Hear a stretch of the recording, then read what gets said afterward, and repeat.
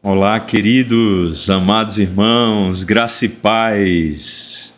Estamos mais uma vez aqui juntos para realizarmos mais uma leitura orante dos Salmos.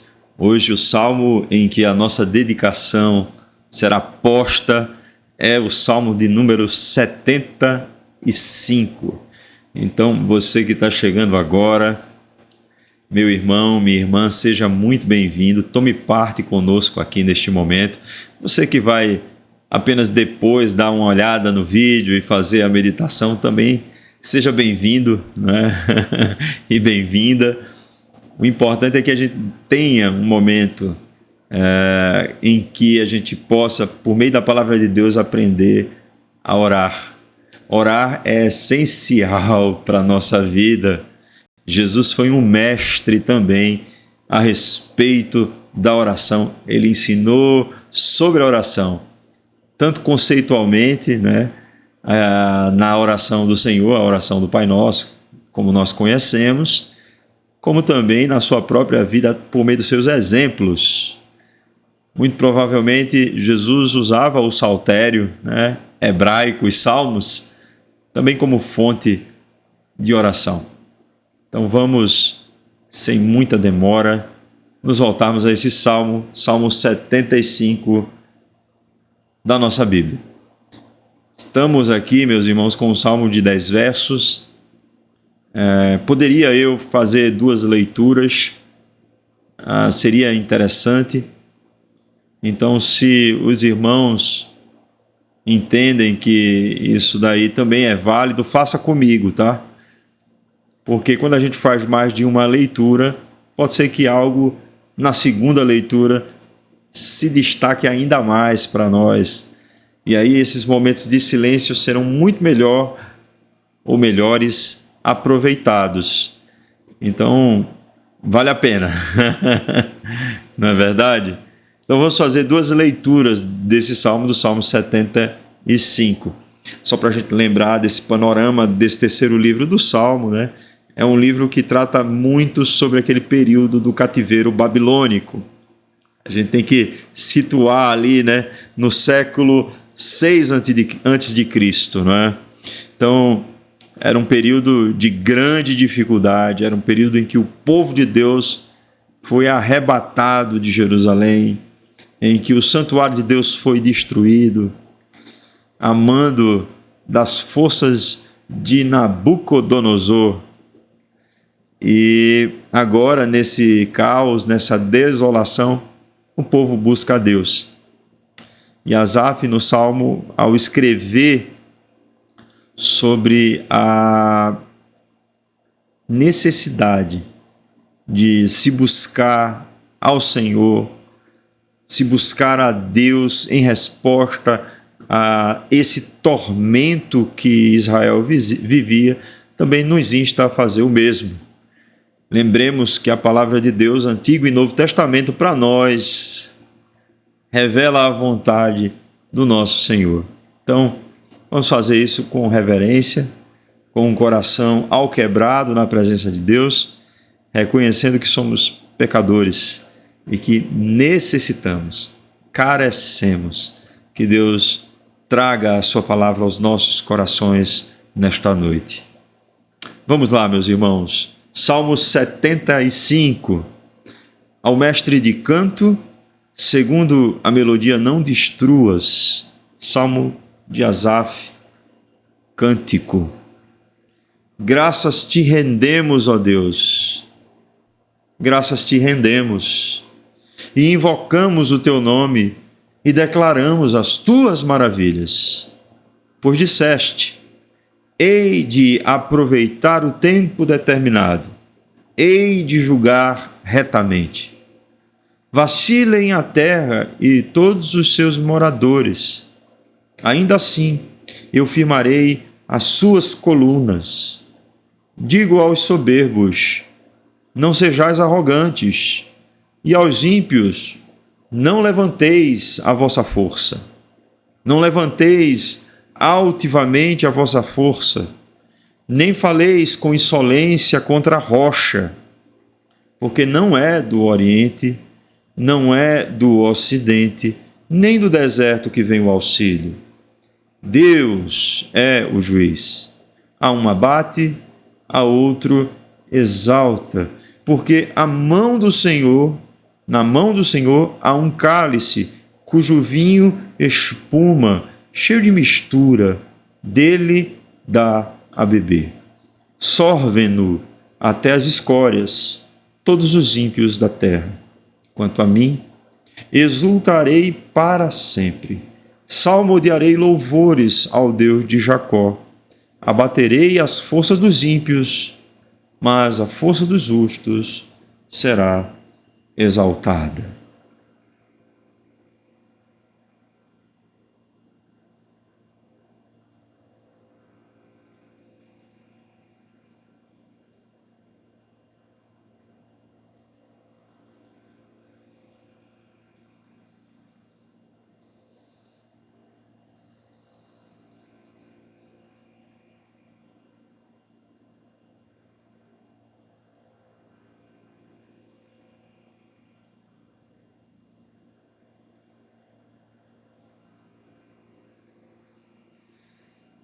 Graças te rendemos, ó Deus. Graças te rendemos e invocamos o teu nome e declaramos as tuas maravilhas, pois disseste: hei de aproveitar o tempo determinado, hei de julgar retamente. Vacilem a terra e todos os seus moradores, ainda assim eu firmarei as suas colunas. Digo aos soberbos: não sejais arrogantes, e aos ímpios: não levanteis a vossa força. Não levanteis altivamente a vossa força, nem faleis com insolência contra a rocha, porque não é do Oriente, não é do Ocidente, nem do deserto que vem o auxílio. Deus é o juiz. A um abate, a outro exalta, porque na mão do Senhor há um cálice cujo vinho espuma, cheio de mistura, dele dá a beber, sorvem-no até as escórias, todos os ímpios da terra. Quanto a mim, exultarei para sempre, salmodiarei louvores ao Deus de Jacó. Abaterei as forças dos ímpios, mas a força dos justos será exaltada.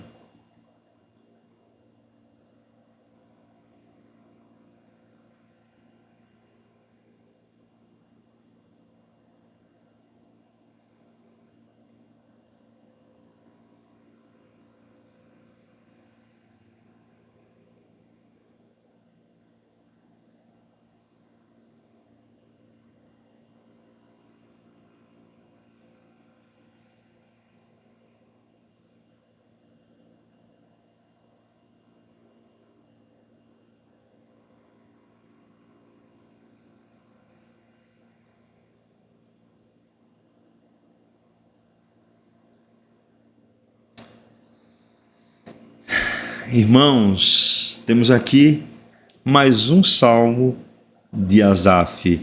Lembrando que Asaf era sacerdote, era levita, e o terceiro livro dos Salmos está fazendo coro com o livro do Pentateuco de Levítico. Então a gente tem aqui um livro que a questão do sacerdócio, do ofício e do trabalho realizado no santuário é muito evidente, tá? E essas questões vão sendo abordadas com um pano de fundo histórico que é daquele momento em que já trouxe aqui, no qual o povo foi cativo da Babilônia no 6º século antes de Cristo. Então a gente tem aqui uma expressão de desejo de que Deus aplique quanto antes a sua justiça sobre o ímpio, tá? E o povo clama por meio de Asaf, e Asaf expressa isso num poema buscando a Deus, ou melhor, buscando em Deus a resposta que ele tanto almeja. A gente pode lembrar que, de alguma forma, o Salmo 74 parece ter acabado num tom de lamento, quase deixando que a gente ficasse um pouco na expectativa de que uma ação de Deus viria a acontecer, mas ainda não estava realizada. É mais ou menos o sentimento do desfecho do Salmo 74. No entanto, no Salmo 75, temos uma expressão muito mais clara sobre a justiça de Deus aplicada e como Deus assim opera a sua justiça e não depende de ninguém para fazê-lo. Tá? Então a gente tem aqui muitas características nesse salmo aqui. É uma oração em que o salmista se volta a Deus ao perceber o tamanho da injustiça, o tamanho do pecado, o tamanho da tragédia em que o povo de Deus acabou se metendo. Não é?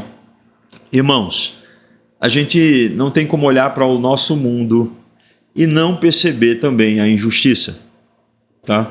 A gente não tem como olhar para o nosso coração pecador e não perceber também a injustiça. A gente não tem como olhar para as relações humanas e não perceber também a injustiça. Nós, como cristãos de herança reformada, meus irmãos, entendemos como ninguém que o pecado gerou em todas as faculdades humanas, em toda a criação, consequências que são drásticas.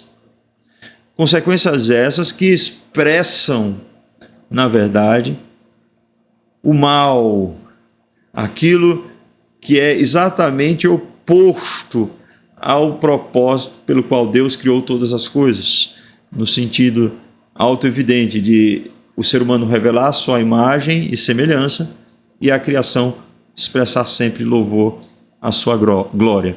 O pecado entrou e modificou essa estrutura cósmica, modificou gravemente essa estrutura.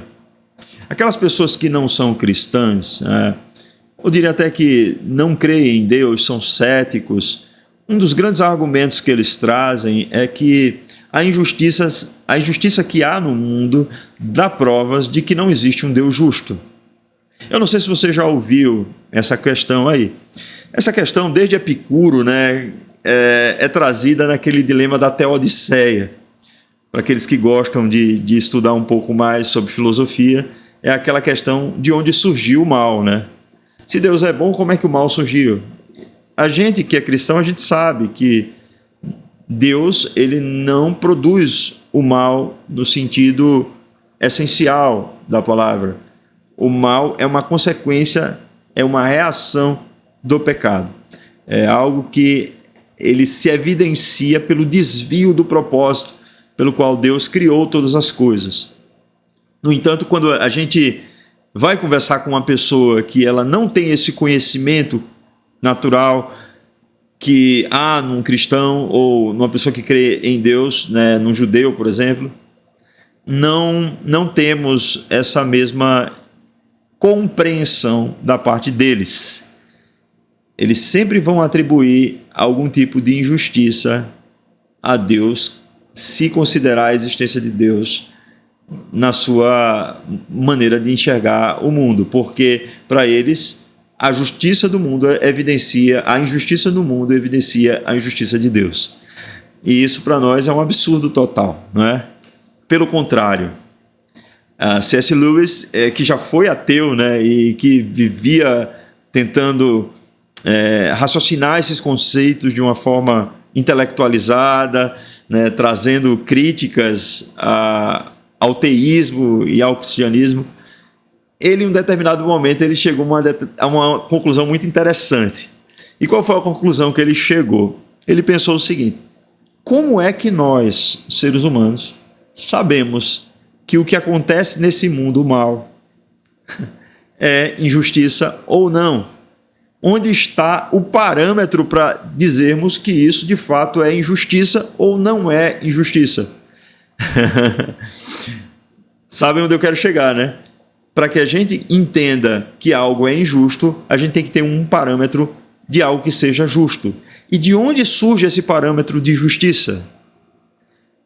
É do próprio ser humano? Claro que não. esse parâmetro de justiça tem que surgir de algo que transcenda o ser humano. E uma vez que esse padrão ele é mais elevado, ele pode servir como parâmetro para que a gente possa definir o que é injusto ou não. Então, todas as vezes que alguém tenta abordar a injustiça como sendo um fato categórico para a inexistência de um Deus justo, ele, na verdade, está usando um padrão, um parâmetro de justiça que ele não sabe definir de onde veio, mas que nós, cristãos, sabemos muito bem que vem do Senhor, pois Ele é justo. E é esse tema, a justiça de Deus, que se sobressai aqui neste salmo. Se você perceber muito bem, Deus ele é quem coordena os seus atos de justiça e ele faz com que esses atos se manifestem também nessa realidade que vivemos. Deus é quem aplica essa justiça num mundo injusto. É Deus, em última análise, quem faz com que essa justiça se torne real e concreta para nós. E é esse o sentimento do salmista Asaf, diante de tamanho caos, de tamanha sensação de injustiça que acomete seu coração. Ele busca a Deus, sabendo que Deus é um Deus justo. É um Deus justo. Esse salmo, meus irmãos, ele tem uma estrutura simples, de 3 partes. A primeira parte você vai ver aí do verso 2 ao verso 5, ele trata aí da voz de Deus que anuncia, que proclama o seu julgamento, tá? Deus anuncia e proclama o seu julgamento. Na parte 2 desse salmo, do verso 6 ao verso 8, é o próprio salmista que está declarando que Deus é o juiz e que Deus é o vingador de toda essa injustiça. E no último momento, do verso 9 ao verso 10, a gente tem um voto de louvor que o salmista faz de salmodiar ao Senhor, como que sabendo que Deus no final aplicaria a essa justiça. O verso 1, meus irmãos, ele é uma introdução. É uma introdução de louvor comunitário, que é chamada. É uma introdução que conclama a comunidade a louvar a Deus. E a gente tem que lembrar, né, que os salmos eles estavam presentes na liturgia do povo de Deus.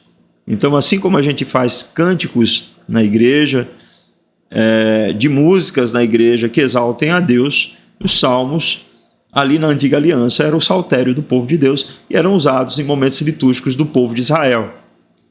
Há quem também adote a salmodia, por exemplo, os salmos, literalmente, na expressão de louvor e culto atualmente, tá? Então, assim, existe aí nos salmos algo de muito interessante, porque ele trata também a respeito de um ato congregacional de culto,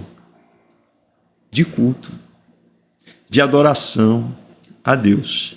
É por isso que esse salmo ele inicia dizendo: graças te rendemos, ó Deus. Graças te rendemos, ó Deus, e invocamos o teu nome e declaramos as tuas maravilhas. Irmãos, observem, né, que o salmista, ele após aquele lamento profundo trazido no Salmo 74, o Salmo 75 inicia agora com um sentimento de adoração coletiva, de um povo que agora precisa buscar a Deus, reconhecendo que esse Deus é um Deus que merece a adoração. É o único Deus que ele pode ser invocado por meio da sua aliança, como vimos no Salmo passado. Porque Deus opera maravilhas, e essas maravilhas elas precisam ser declaradas pelo povo.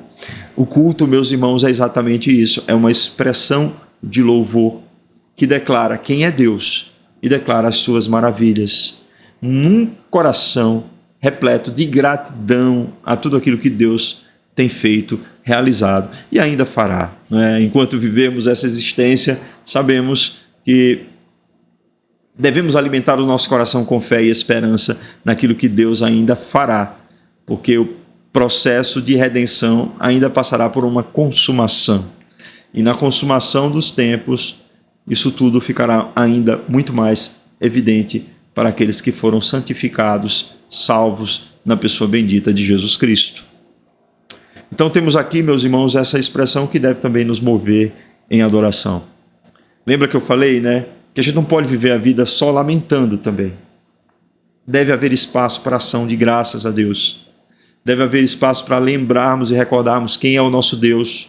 Deve haver espaço para invocarmos o nome do Senhor. Deve haver espaço para declararmos as maravilhas de nosso Deus. E aí a gente entra no segundo trecho dos Salmos aí, que é a expressão da voz do próprio Deus, anunciando a sua justiça, tá? Anunciando o seu julgamento. Observe que, em primeiro lugar, ele diz que esse julgamento tem um tempo determinado. Tem um tempo determinado. Ele diz assim: pois disseste, hei de aproveitar o tempo determinado, hei de julgar retamente. Esse tempo determinado, meus irmãos, é o tempo oportuno, é o tempo preciso do agir de Deus, tá? Nós, necessariamente, somos ansiosos, né? Vivemos no nosso tempo numa expectativa de que tudo possa acontecer o mais rápido possível e a expressão da justiça de Deus seja plenamente conhecida e que todos venham a perceber, né, que Deus é um Deus justo e poderoso e que cuida da sua igreja, dos seus eleitos. Isso a gente gostaria muito que se revelasse o mais rápido possível. E quando a gente está vivendo em tempos em que a injustiça ela cresce de maneira galopante, a gente ainda mais deseja que isso aconteça mais rapidamente, né? A gente percebe, meus irmãos, que as injustiças, como eu já falei, elas não são apenas uma expressão da justiça institucional, né, na sua aplicação institucional, né, da magistratura civil, mas que também essa injustiça acontece em vários âmbitos. Eu vou trazer coisas muito palpáveis. Por exemplo, quando a gente fura uma fila, entenderam? Há uma ação de injustiça aí. Quando você furou uma fila, não era para furar a fila, porque você está desrespeitando uma ordem. E ao desrespeitar uma ordem, você está agindo com injustiça. Quando você joga o lixo, ao invés de ir na lixeira, você joga na rua, você está cometendo um ato de injustiça. Cometendo um ato de justiça. Quando você corta com o carro pela direita, né, para chegar mais rápido no seu destino, você está cometendo um ato de justiça. Então, assim, a gente precisa olhar não apenas do ponto de vista institucional a injustiça, não apenas no macro, sabe, naquela lente telescópica em que a gente observa o mundo e vê a injustiça nesse plano que é muito mais conceitual, abstrato. A gente precisa ver também a injustiça que existe dentro do nosso coração. E a gente tem que entender que Deus age contra toda injustiça. Deus age de maneira perfeita. E Deus age no tempo certo. A gente já falou sobre isso, né? Que uma das formas de Deus julgar as pessoas é entregá-las à sua própria sorte. Porém, meus irmãos, o que essas pessoas muitas vezes não sabem é que quando elas estão vivendo livremente a prática dos seus desejos pecaminosos, uma hora a conta chega, entenderam? Uma hora a conta chega. Se a gente vive, meus irmãos, uma vida desregrada, né? Quem foi tabagista a vida inteira, quem vivia se alcoolizando, entendeu? Comendo demasiadamente, uma hora a conta chega. Isso é fato. A justiça, ela acontece. Acontece dentro da nossa vida, numa realidade palpável, em que cada um de nós estamos inseridos. Não devemos, meus irmãos, esquecer disso. O salmista está falando da injustiça ali, que o exército inimigo, né, aplicou, fazendo todas aquelas atrocidades contra o povo de Deus, mas a gente não pode esquecer que o povo de Deus foi alertado inúmeras vezes por Deus, por meio dos profetas, de que isso aconteceria se o povo não desse ouvidos ao Senhor e não se voltasse a Deus arrependidos. Então, percebe-se que houve sim uma aplicação da justiça de Deus. E a justiça tem um tempo determinado. Então, uma hora ela é aplicada e Deus vai julgar de forma reta, perfeita. Mas também tem um outro lado para a gente perceber esse tempo determinado. É que assim, o juízo de Deus temporal sobre o seu povo também tem um tempo determinado.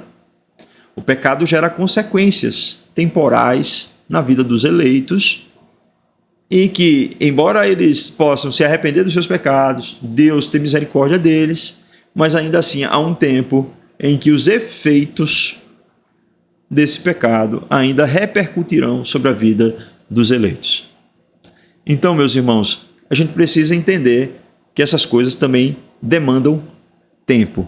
E não é o nosso tempo, é o tempo de Deus. Já houve um tempo em que as pessoas acreditavam que, uma vez convertidas, tudo aquilo que ela havia cometido de pecados e suas consequências sociais, relacionais, estariam ali não mais acontecendo sobre a vida delas, ou seja, não interfeririam mais na vida dela, o que é um absurdo.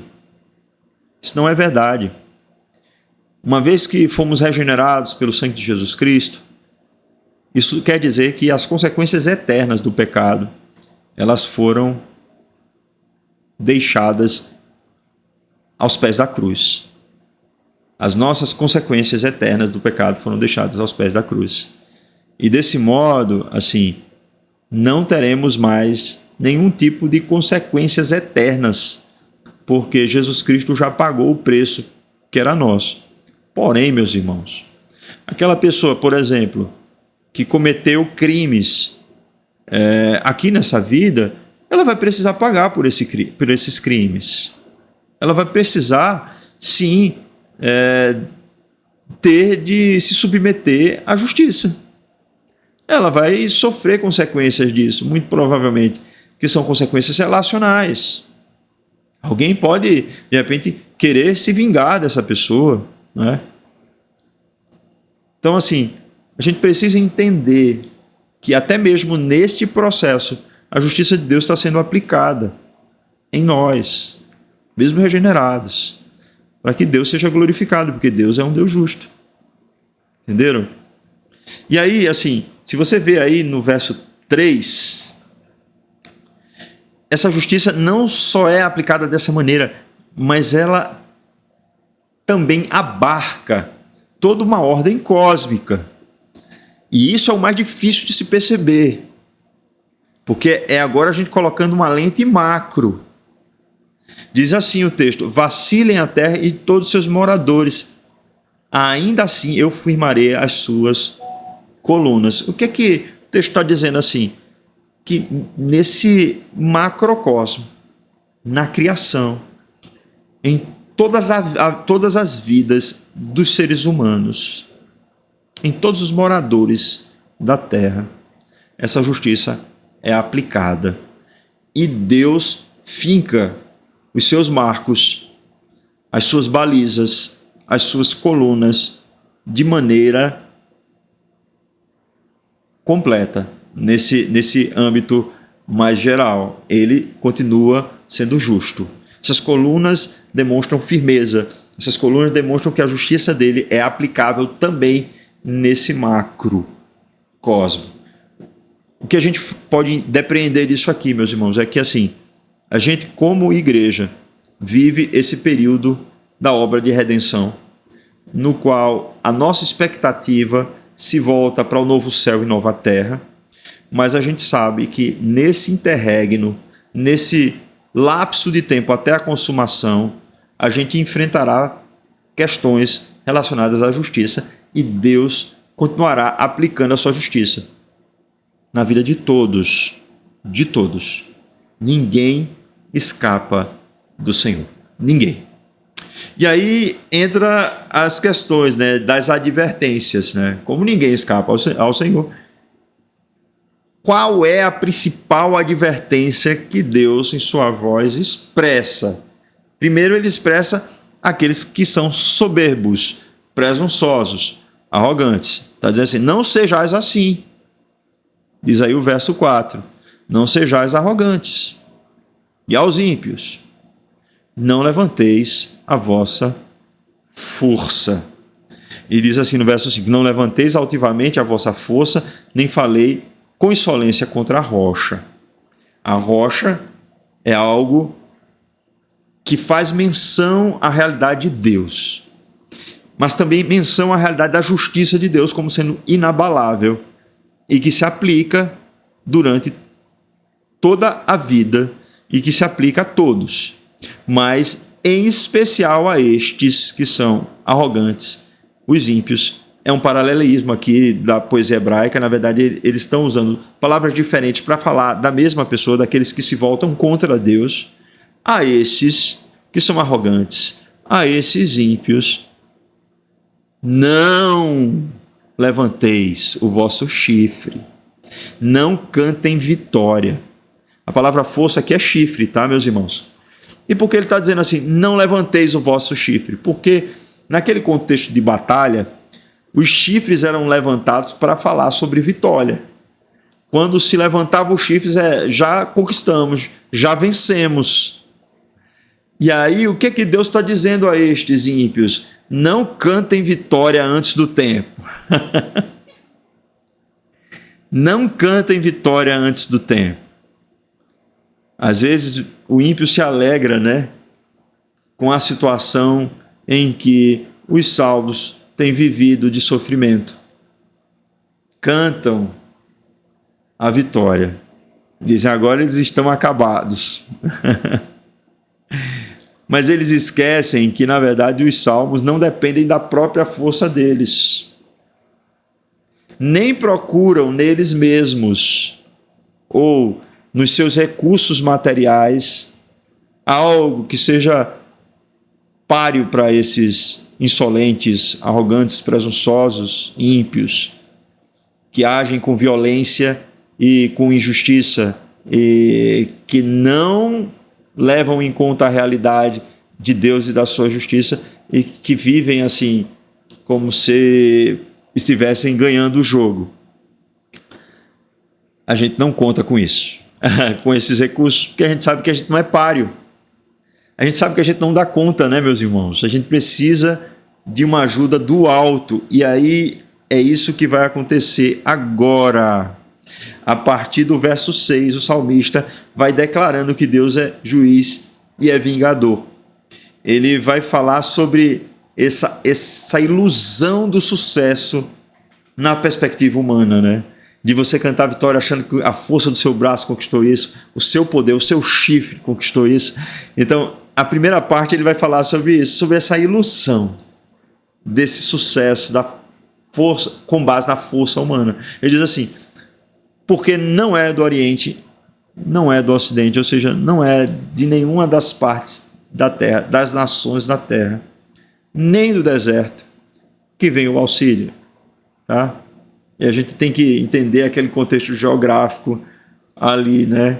O que é que estava ao Ocidente, o que é que estava ao Oriente, o que é que estava no meio, entre a Babilônia, né, e Israel, que agora estava subjugado. Então ele está falando: não tem, de parte alguma você, nem eu, vai encontrar alguma nação que seja páreo para enfrentar esses arrogantes e soberbos. A gente nem deve buscar assim. A gente não deve procurar a eles, porque Deus é quem é o nosso juiz. É isso que diz o versículo 7, o verso 7 diz assim: Deus é o juiz, a um abate, a outro exalta. Irmãos, essa compreensão é uma compreensão que foge da nossa compreensão natural de justiça. Por quê? Porque o agir de Deus, como a gente já viu, ele julga retamente, é perfeito. A nossa justiça humana, ela se baseia muitas vezes em critérios subjetivos, né? Naquilo que a gente acha, naquilo que vem do nosso coração. E a gente precisa ter muito cuidado com isso, sabe, meus irmãos? Muito cuidado de onde a gente está tirando os critérios para fazer julgamento das coisas. Eu sou psicólogo, né? Então, assim, eu percebo isso muito. Eu percebo, por exemplo, que muitas pessoas que dizem falar a respeito da vontade de Deus numa revelação especial, está falando sobre si, sobre projeções do seu próprio coração. É por isso que às vezes tem pessoas que têm dificuldade de se aproximar, né, de uma pessoa que faz psicologia, alguma coisa, porque acha que a pessoa está sendo analisada o tempo todo. Não é que eu faça isso, né? Mas a gente acaba percebendo, a gente fica com a escuta um pouco mais aguçada. A gente percebe também o nosso próprio coração, quando ele também está começando a projetar coisas. Então, essa percepção é importante, porque a gente não pode esquecer que as nossas compreensões particulares sobre justiça, sobre amor, sobre o que é o desejo de Deus para a vida do irmão, né? Isso é tudo, meus irmãos, invenção do nosso coração. Para que a gente possa ter uma baliza, uma coluna, uma rocha, a gente precisa buscar na fonte. E a fonte não é o nosso coração, não é a nossa mente engenhosa. A fonte é a palavra de Deus. E na palavra de Deus está escrito que Deus é juiz e que ele exalta alguns e abate a outros de maneira correta, perfeita, julgando retamente. E assim precisamos crer. Assim precisamos entender. Isso não nasce, meus irmãos, do nosso coração. Isso é revelado a nós pela palavra de Deus. E nós, assim, pela fé, acolhemos a essa palavra, na compreensão de que, de fato, é melhor que essa justiça esteja nas mãos de Deus, esse julgamento esteja nas mãos de Deus, do que no nosso, nas nossas mãos. Porque nós somos falhos, pecadores, imperfeitos, e Deus é o justo juiz. Ele a um abate, sim, e a outro exalta. E ele traz aqui, veja só, no verso 8, como é essa vingança. Veja só. Ele diz assim: porque na mão do Senhor há um cálice, cujo vinho espuma, outras versões de espumeja, cheio de mistura, dele dá a beber, sorvem-no, né? Até as escórias, até a borra, até aquele sedimento que fica embaixo, todos os ímpios da terra. É importante a gente entender, assim, o que esse vinho está representando aqui. Porque em alguns momentos o vinho parece representar a alegria, né? A alegria de estar na presença de Deus, a alegria de celebrar a vitória. Na Bíblia tem muitas questões assim, nesse sentido, sobre o vinho. Mas aqui, meus irmãos, esse é um cálice que a gente conhece muito bem, que é o cálice da ira de Deus. Irmãos, se Deus faz com que bebamos esse cálice, estamos mortos eternamente. Estamos mortos eternamente. Viveremos a eternidade sofrendo as agruras infernais. Precisamos entender, meus irmãos, que o pecado nos traz essa condição. Já somos assim por natureza. Nascemos com essa marca do pecado em nossa vida e somos dignos de bebermos todos nós esse cálice aí, que espumeja de Deus.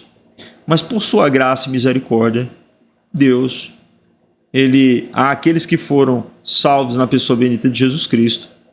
Jesus Cristo tomou sobre si esse cálice, sobre os seus ombros na cruz, para que nós pudéssemos receber por imputação. Essa é uma doutrina a doutrina da imputação, que a gente poderia passar uma leitura orante inteira falando dela, tá? Mas recebemos não por nossos próprios méritos, mas por um ato forense. Jesus cumpriu todos os requisitos de exigência à lei de Deus, agindo de maneira perfeita e sem pecado, como um segundo Adão, um novo representante da humanidade redimida, e pegou os nossos pecados e levou sobre ele na cruz. A dor do abandono que Jesus expressa ao dizer: Deus meu, por que me desamparaste? Não foi por conta daquele sofrimento físico que ele estava sofrendo ali, não. Foi por conta do nosso pecado que estava sobre ele naquele momento na cruz. Porque foi o nosso pecado que fez Jesus morrer na cruz. Paulo diz lá em Romanos que o salário do pecado é a morte. Então, temos aqui, meus irmãos, uma realidade que é a justiça de Deus, ela se aplica a toda impiedade. A justiça de Deus se aplica a todo pecado. E quando Deus aplica essa justiça de maneira concreta no espaço-tempo, na vida dos ímpios, esses, meus irmãos, vão sofrer por toda a eternidade e vão beber desse cálice até o fim, até a borra, até as escórias. Isso é algo severo, é algo sério, a gente não deve deixar de falar. E por fim, meus irmãos, a gente tem aqui nesse salmo um voto de gratidão e louvor a Deus do salmista, porque o salmista sabia que Deus aplicaria a sua justiça, ele conhecia a justiça de Deus, sabia que Deus é um justo juiz e que ele não deixaria as coisas como estavam, em que no tempo determinado, com a própria voz do Senhor disse, se cumpririam todas as coisas. Aí o que é que diz aqui o texto? Diz o seguinte: quanto a mim, exultarei para sempre, salmodiarei louvores ao Deus de Jacó, abaterei as forças dos ímpios, mas a força dos justos será exaltada. Observe aí que nesse voto há um voto de louvor e há uma declaração final. Essa declaração final é da justiça de Deus. Ela reverbera exatamente o que está no verso 7. Deus é o juiz, a um abate e a outro exalta. Fica claro que quem ele abate é o ímpio e quem ele exalta é o justo, aquele que foi justificado pela obra salvadora do Messias, de Cristo. Então, meus irmãos, vejam só, o que cabe a nós? O que esse voto expressa a nós? Que nós, meus irmãos, devemos confiar na justiça de Deus. A despeito da injustiça que estejamos aqui, neste mundo, envolvidos, devemos confiar que Deus aplicará a sua justiça. Por mais que pareça demorar, por mais que o tempo pareça a nós não passar, por mais que as coisas pareçam ficar cada vez mais difíceis e complicadas, especialmente para aqueles que são crentes, mas ainda assim, precisamos confiar que Deus, o justo juiz, aplicará a sua justiça.